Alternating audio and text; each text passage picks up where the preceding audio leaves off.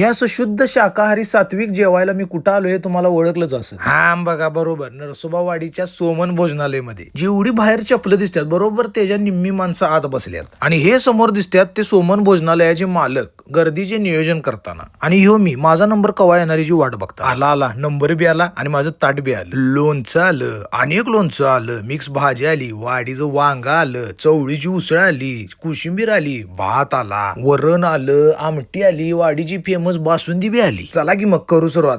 असं नाही, लिंबू पिळून हा आत्मम प्रसन्नम. हे नुसतं बघूनच प्रसन्न वाटतंय वेग नाही. वाडीला आलं, दर्शन घेतलं, जेवायचं झालं म्हणलं की लोक सोमनलाच जायचं का म्हणतात ते आत्ता कळालं बघा. कधी कधी गर्दी एवढी असते आम्ही 2 वेळा थांबून गेलोय, पण या खेपला ठरवूनच आलेलो सोमनला जेवून जायचं. आणि अहो ते खरंच आहे, नुसतं पोट भरून चालत नाही, आत्मा बी समाधानी व्हायला लागतोय. आणि जेवण वाढताना एवढा आग्रहानं एवढं प्रेमानं वाटतात एखाद्या चांगल्या पाहुण्याच्या घरला आल्यासारखं वाटते. आणि शेवटला हे पाणी बी दिले बघा. आता जागा नाही तरी बी खातो की. गर्दी ढीग होत्या इथं, त्यामुळे आता बरोबर जुना आहे त्याच्या समोरच यांनी नवीन जागेत पण सुरू केले. नक्की भेट द्या.